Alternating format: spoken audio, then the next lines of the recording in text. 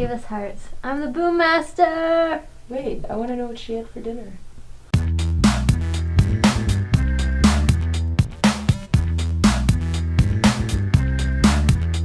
Hey, I'm Jen. I'm the Identity Crisis. And this is The Hive. What's up, Identity Crisis? Hey, you can call me Paul. Can I? Yeah. Can I call you Castro? You can call me Castro. Okay. Sure. Can I? Okay. Just don't call me late for breakfast. Oh! I like Boom. it. Okay, so apart from our handshake just being really explosive, I'm really excited because you are celebrating 10 years of Record of the Year, Record of the Year. 10 years. I know, is that crazy? It is crazy. It was 2007 when this came out. It was. What were you doing in 2007? Just like pick a day. Jeez. I was still in school. Yeah. And I was going to the studio like twice a week. And I was working part-time as well. And it was just, my life was a mess.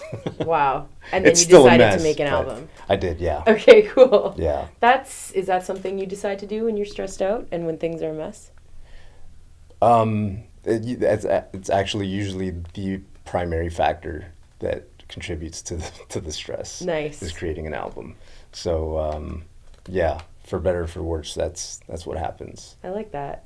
I picked up so many things when I listened to this. So like, you're a 90s kid, I'm a 90s kid. And when I was listening to this, I got so many 90s feels. Really? Eh? Yeah, like I picked up like kind of an Incubus-y vibe, a little bit like Eminem with some of the jokey humor and just like, but still all with a really unique vibe to yourself. Cool. And I think my favorite part is the rasp in your voice. You make love to people's ear vaginas. Yeah, that's an interesting way of putting it. It's true. It's totally true. It's just cool. like, I like that rasp. It's it's cool. Thank you. Yeah. Like I said, I've never heard it put that way before, but yeah, this is a genuine reaction to ear vaginas. I like that. So this is awesome. So 2007, it's 2017. How are you celebrating 10 years? Well, I am putting out a deluxe version of this album. There are going to be a couple of remixes I'm essentially 2017 versions of songs on that album, as well as the original copy as well. So I'll be putting that out online. Nice. TheIdentityCrisis.com for more details. Check out my MySpace, my Facebook, Twitter, Instagram, all that stuff. It'll be up online, Spotify, Apple Music, and all that stuff. Wicked. Yeah. Speaking of MySpace, I like that you took it there because you also kind of touch on online dating. I do. 10 years ago. Yep. Okay. And I think kind of some of the things that you touch on, talking about basically you're describing how you see this girl, but she's not really exactly like how she looks like in her pictures. Right.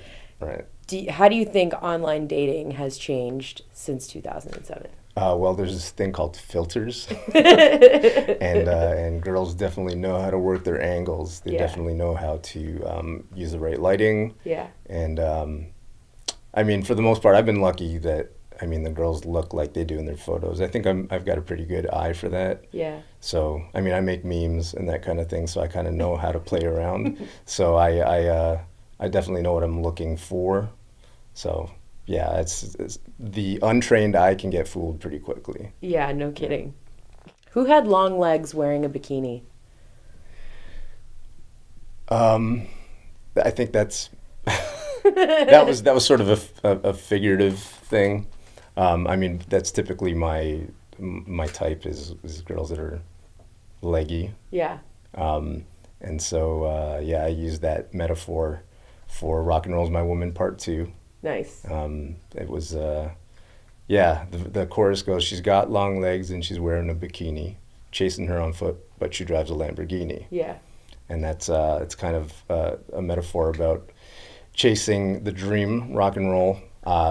And she's, first of all, perfect. Second of all, unattainable because I'm on foot. Yeah. Right? So, and that's kind of where I was going with that. It was cheeky, sort of. It is very cheeky, actually. Yeah. And it's kind of deep that you describe it that way. Cool. Thanks. That's really nice. Thank you. Do you still see yourself being on foot? I feel like I've maybe picked up a scooter. Nice. Yeah. So I'm going a little bit faster. Okay, I like that. But I don't know how to ride a scooter yet. So. That'll be another episode when the identity crisis rides a scooter. There you go. Okay, sweet. Another thing that I think's changed since 2007 is the way we listen to music. Mm-hmm. And buying your album totally forced me to listen to a CD again. Right. And I was just like, okay, this is so cool. So I popped it in, and my most favorite thing about listening to a CD is the secret track, which you had on there, which was hilarious. And you did some really good accents that were super funny.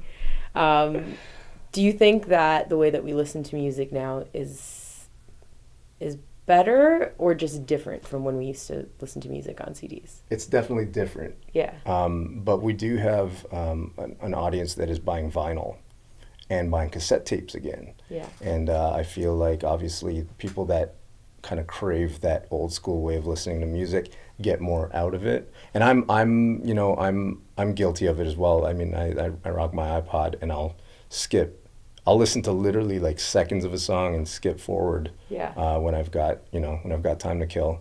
And it's funny because I have time to kill, but I want to get through songs. Yeah. So I feel like there's a lot of people that are like that. And I feel like as a whole we're kind of missing out on the work that's been put into it. And on top of that, it changes the way people are making songs right now. Mm-hmm. There's this thing called front loading, where people will put the chorus right at the beginning of the song because you want to catch the audience's attention right away. Mm-hmm. And so that's a different way of crafting songs now. Yeah. Which, for better or for worse, that's just the direction things are going in. I guess our attention spans are so much shorter. We want to like cut to the punchline right away. Yeah. Even the way that like I always thought a lot of thought went into the order that a song appears on in an album, because sometimes they kind of intertwine and tell a story. Yeah. So as an artist now that, while you can still release an album in a certain order, how do you kind of keep in mind that people might not keep that story together? That's a good point. I mean, people are doing singles now. Yeah. I mean, even the big artists are just putting out singles. And so it's kind of, I feel like people are evolving with it, and maybe they're not putting so much time into track sequence. Yeah. But if I'm putting out an album, I'm still going to definitely put time into what order I want it in. I essentially try to plan it out kind of like a live show.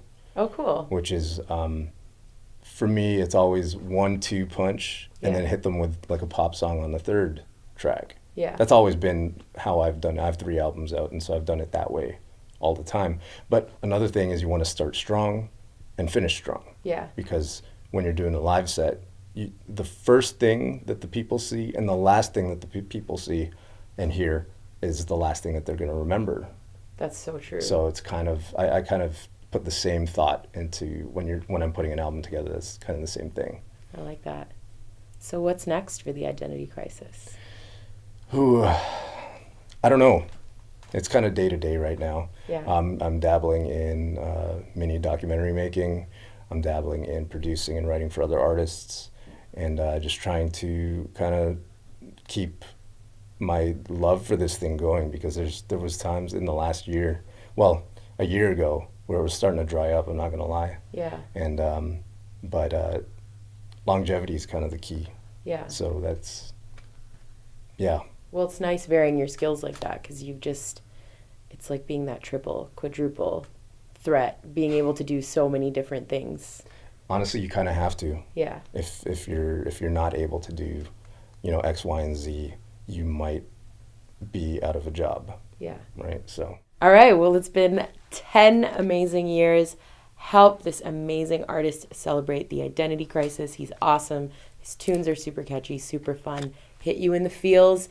If you want to listen to his music, you can check him out on theidentitycrisis.com. Check me out on iTunes, Apple Music, Spotify, Deezer, and there's a whole bunch of other ones that you can check me out on. Follow me on Instagram at The Identity Crisis, Twitter at The IDC, and Facebook. Just keyword search The Identity Crisis.